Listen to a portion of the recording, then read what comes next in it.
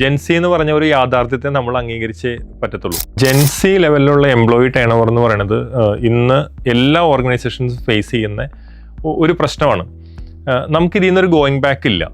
ജെൻസി എന്ന് പറഞ്ഞ ഒരു യാഥാർത്ഥ്യത്തെ നമ്മൾ അംഗീകരിച്ചേ പറ്റത്തുള്ളൂ. കാരണം ആ ഒരു ഏജ് ഗ്രൂപ്പാണ് ഇന്നിപ്പോൾ ഒരു 30 വയസ്സിൽ താഴെയുള്ള വർക്ക് ഫോഴ്സ് എന്ന് പറയുന്നത്. എല്ലാവരും ജെൻസിക്കാരാണ്. നമുക്ക് ഈ ജെൻസിയെ മാറ്റാൻ ശ്രമിക്കാണ്ട് നമ്മുടെ ഓർഗനൈസേഷനെ ജെൻസിക്ക് വേണ്ടി മാറ്റിയെടുക്കുക എന്നുള്ളതാണ് നമ്മൾ ചെയ്യാനുള്ള കുറച്ച് കാര്യങ്ങൾ ഇപ്പം നമുക്ക് ചെയ്യാനുള്ളൂ. അപ്പോൾ ജെൻസി മാത്രമല്ല നമ്മുടെ കൂടെയുള്ളത് മില്ലേനിയൽസ് ഉണ്ട്, അല്ലെങ്കിൽ അതിന് മുകളിലുള്ള ജനറേഷനൊക്കെ ഉള്ളതാണ് ഒരു ഓർഗനൈസേഷൻ എന്ന് പറയുന്നത്. അപ്പോൾ ജെൻസിക്ക് വേണ്ടി മാറ്റുന്ന സമയത്ത് മറ്റുള്ളവരുടെ ആ ഒരു സ്ട്രിക്റ്റ് ആയിട്ട് കാര്യങ്ങൾ പോകണം, സ്റ്റാൻഡേർഡായിട്ട് കാര്യങ്ങൾ പോകണം എന്നുള്ള രീതിയിലുള്ളൊരു ബാലൻസ് ഉണ്ട് അവിടെ.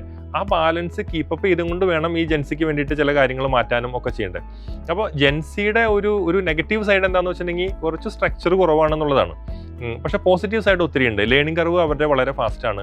അവരെ ഡിസ്റ്റർബ് ചെയ്യാണ്ടിരുന്ന അവരുടെ കാര്യങ്ങൾ അവർ ഭംഗിയായിട്ട് ചെയ്ത് പോയിക്കോളും. ഒത്തിരി വർക്ക് പ്രഷർ എടുക്കുന്ന ഒരാൾക്കാരല്ല ജെൻസിക്കാർ. അവർക്ക് അവരുടേതായിട്ട് ജീവിതത്തെക്കുറിച്ച് ചില കാഴ്ചപ്പാടുകളുള്ള ആൾക്കാരാണ്.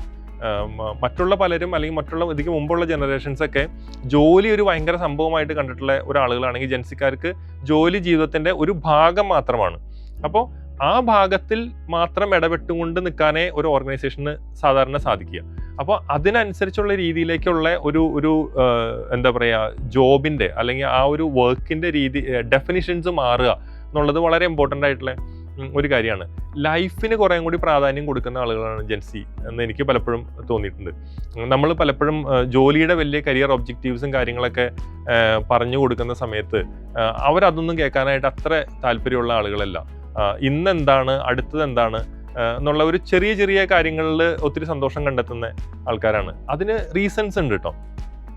അതിന് റീസൺസ് ഉണ്ടെന്ന് വെച്ചാൽ ജെൻസി ജനിച്ച് വീണേക്കുന്നത്, അല്ലെങ്കിൽ ജോലി 10-20 വയസ്സാകുമ്പോഴേക്കും തന്നെ അത്യാവശ്യം നമ്മുടെ നാട്ടിൽ കുറേ ജോലികൾ അവൈലബിൾ ആയിട്ടുണ്ട്. ഗിഗ് എക്കോണമി ആയിട്ടും അങ്ങനെയുള്ള കാര്യത്തിലായിട്ട്. ഇപ്പോൾ ഒരു ജോലി അല്ലെങ്കിൽ മറ്റൊരു ജോലി എന്നുള്ള, പിന്നെ അനാവശ്യമായിട്ടുള്ള ഈഗോസ് അവിടെ ഇല്ല. എനിക്ക് ഈ ജോലി വേണം, അല്ലെങ്കിൽ എനിക്ക് ഇങ്ങനെ തന്നെ വേണം, അങ്ങനെയുള്ള ഈഗോസ് ഇല്ല. അവർ ഓരോ നിമിഷവും ജീവിക്കാൻ പറ്റുമോ എന്ന് ചിന്തിക്കുന്ന ഒരു ഗ്രൂപ്പായിട്ടാണ് എനിക്ക് തോന്നിയിട്ടുള്ളത്. അതൊക്കെ ശരിക്കും നമുക്ക് മറ്റുള്ള ജനറേഷന്, ഇപ്പോൾ നമ്മളെപ്പോലെയുള്ള മറ്റുള്ള ജനറേഷനൊക്കെ അഡോപ്റ്റ് ചെയ്യാൻ പറ്റുന്ന ചില വളരെ പോസിറ്റീവായിട്ടുള്ള കാര്യമാണ്.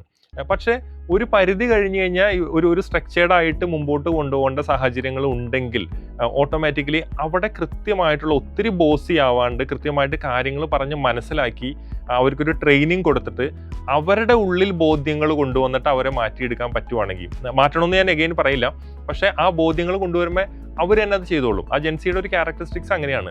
അവരുടെ ഉള്ളിൽ ബോധ്യങ്ങളുള്ള കാര്യങ്ങൾക്കെല്ലാം അവർക്ക് കൃത്യമായിട്ടുള്ള രീതിയിൽ ചെയ്യാനും അറിയാം.